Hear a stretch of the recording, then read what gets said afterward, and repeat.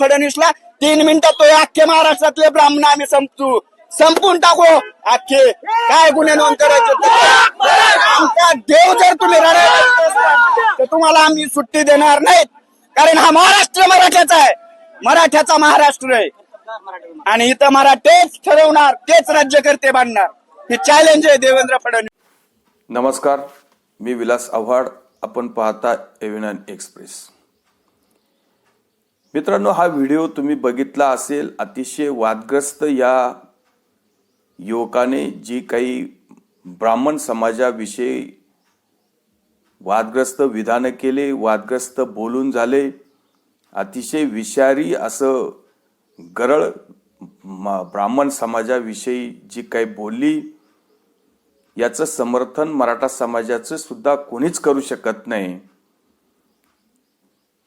आणि या अशा प्रकारच्या विधानांची महाराष्ट्र राज्यातली पोलीस घेतील, आपली अपेक्षा पण ती राहील. आणि अशा प्रकारचं ब्राह्मण समाजाला कोणीतरी 3 मिनिटात संपवेल आणि अशा प्रकारच्या धमक्या महाराष्ट्रामध्ये कोणीच खपवून घेणार नाही. राज्य हे कायद्याने चालतं, संविधानानं चालतं आणि कुठल्याही जाती धर्माचा द्वेष करून आम्ही कसे श्रेष्ठ आहे हे दाखवण्याचा केविलवाना प्रयत्न आहे. ब्राह्मण समाजाने असा काय गुन्हा केलाय की तुम्ही त्यांना अगदी 3 मिनिटात संपवणार आहे? ब्राह्मण समाजाने कुठलं आरक्षण घेतलंय?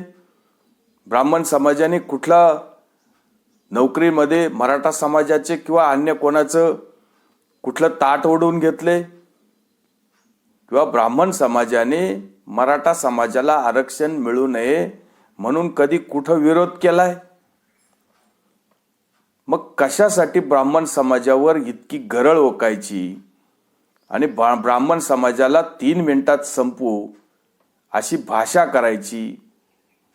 या अशा प्रकारच्या विधानानं राज्यामध्ये असंतोष पसरेल, कायदा आणि सुव्यवस्थेची परिस्थिती खराब होईल, जाती जातीमध्ये विद्वेष निर्माण होऊन भांडणं होतील आणि त्यातून निर्माण काहीच होणार नाही. खरं तर ब्राह्मणांची पोरं कधी आपण पानटपरीवर बघितली का? गुटख्यांच्या पिचकाऱ्या मारत किंवा एखाद्या नेत्याच्या पाठीमागं ते आगे बढो पीछे बढो अशा घोषणा देताना आपण ब्राह्मणांची पोरं पाहिली नाही. ते त्यांच्या बापांनी आईंनी जे काही संस्कार दिले असतील त्या संस्काराप्रमाणे पूजा करतात, पाठ करतात, अभ्यास करतात. कुठलंही आरक्षण त्यांना नाही. खूप मोठा अभ्यास करून जनरल कॅटेगरीमध्ये, ओपनमध्ये ते मेरिटमध्ये येतात. IPS, IAS, अजून काही कुठल्याही सरकारी योजनाचा त्यांना लाभ नाही. आणि आपण बाकी सगळ्या गोष्टी घ्यायच्या, सगळं काही सरकारचं घ्यायचं आणि शिव्या बाकी ब्राह्मणांना द्यायच्या. काय केले त्यांनी? असं कुठलं पाप केले त्यांनी की त्यांना आपण 3 मिनिटात संपवायला निघालो? का बरं असं बोलायचं? आणि ह्या गोष्टीने कुठली गोष्ट साध्य होणार आहे? कुठला तरी काहीतरी कोणीतरी बोलायचं आणि त्याच्यावरून लोकांनी टाळ्या पिटवायच्या. खरं तर असे विधानं जेव्हा होतात आणि ते मीडियामध्ये येतात, कोणीतरी त्याच्या तोंडामध्ये माईप घालतो आणि त्यांनी सांगायचं 3 मिनिटात आम्ही ब्राह्मणांना संपवणार आहे, संपू. आणि शेजारी उभे असलेले शेकडो लोक हसून टाळ्या वाजवतात.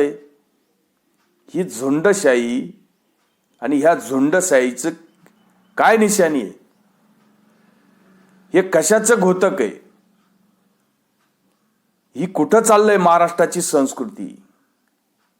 आपण जातीला संपवायला निघालोय का? आपण जाती जातींमध्ये विष पेरतोय का? का आपण दुसऱ्या जातीच्या बाबतीत इतका राग करायचा? का आपण दुसऱ्या जातीला संपवण्याचा विचार करायचा? कुठलं शिक्षण घ्यायचं नाही, वही पुस्तक हातात घ्यायचं नाही. माना कुणाला, आम्हाला कोणाला काहीच म्हणणं नाही. जरांगेंना देव माना, तुम्ही जरांगेचे पाय धुवून पाणी प्या, काही कोणाचा काही वाईट वाटण्याचं काही कारण नाही. पण तुम्ही कोणाला देव मानतात म्हणून तुम्ही ब्राह्मण समाजांना 3 मिनिटात संपवणारे, ही कोणती भाषा आहे? छत्रपती शिवाजी महाराजांनी 18 पगड जाती बरोबर घेतल्या, हिंदवी स्वराज्याची स्थापना केली. असा विचार त्यांनी केला का? ब्राह्मणांना संपवायचे, यांना संपवायचे, आणि हे महाराष्ट्र मराठ्यांचे. शिवाजी महाराज असं बोलले कधी? शिवाजी महाराजांचं नाव घ्यायचं, छत्रपतींचं नाव घ्यायचं, आणि अशा प्रकारे बेंबीच्या देठापर्यंत घोषणा द्यायच्या महाराजांच्या नावाने, आणि दुसऱ्या जातीच्या बद्दलचा इतका द्वेष करायचा, राग करायचा. खरं तर ब्राह्मणांच्या बाबतीत काही इतिहास सुद्धा आपल्याला माहित पाहिजे. पावनखिंड कोणी लढवली होती? जेव्हा छत्रपती शिवाजी महाराजांना विशाळगडावर पोहोचायचं होतं, तेव्हा आदिलशाही सरकारमधील जो काही मसूर सिद्धी, तो शिवाजी महाराजांच्या पाठीमागे लागला होता. शिवाजी महाराज बेसावध होते, त्यांच्या बरोबर जास्त सैनिक नव्हतं, आणि मसूर सिद्धी त्याच्याकडे हजारो सैन्य होतं. तेव्हा सेनापती बाजी प्रभू देशपांडे कुठल्या समाजाचे होते? ब्राह्मण समाजाचे. पन्हाळगड आणि विशाळगडच्या रस्त्यावर जी काही डोंगर माथ्यामध्ये अशी जी खिंड आहेत, इथं बाजी प्रभू देशपांडेंनी जोपर्यंत छत्रपती शिवाजी महाराज विशाळगडावर पोचत नाही आणि तिथून जेव्हा काही त्यांना सूचना येत नाही, तोपर्यंत या मसूर सिद्धीला रोखवण्याचं काम बाजी प्रभू देशपांडेंनी केलेले. त्याला पावनखिंड म्हणतात. आणि जेव्हा छत्रपती शिवाजी महाराज विशाळगडावर जाऊन पोचले आणि त्या प्रकारचा घंटानाद झाला, तोपर्यंत मसूर सिद्धीला तिथून हलून सुद्धा दिलं नाही. तेव्हा तिथं प्राणाची आहुती बाजी प्रभू देशपांडेंनी दिलेली आहे, ती छत्रपतींसाठी दिलेली आहे. तेव्हा इतिहास वाचा. ब्राह्मणांचं स्थान शिवाजी महाराजांच्या काळात सुद्धा किंवा शिवाजी महाराजांच्या हृदयात सुद्धा काय होतं, आपण भाषा ब्राह्मणांना संपवण्याची करतात, हे अतिशय दुर्दैवी आहे. खरं तर देवेंद्र फडणवीसांनी मराठा समाजासाठी काय काय केले हे सगळं त्यांच्याच तोंडून ऐका. या सभागृहाला आणि महाराष्ट्राला मराठा समाजाच्या संदर्भात मी काय केलंय नीट माहिती आहे. मराठा समाजाला मी आरक्षण दिलं, या सभागृहाने दिलं, मी मुख्यमंत्री होतो, ते हायकोर्टात टिकवलं. जोपर्यंत मुख्यमंत्री होतो सुप्रीम कोर्टात ते टिकवलं.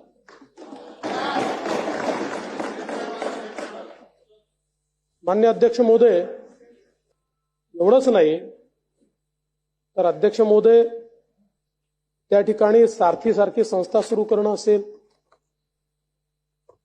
विद्यार्थ्यांना फी मध्ये सवलत देण्याचा विषय असेल, हॉस्टेलचा असेल, हॉस्टेल होत नाही तोपर्यंत विद्यार्थ्यांना निर्वाह भत्ता देण्याचा विषय असेल, अण्णासाहेब पाटील आर्थिक विकास महामंडळाच्या माध्यमातून त्या ठिकाणी कर्ज देणं असेल,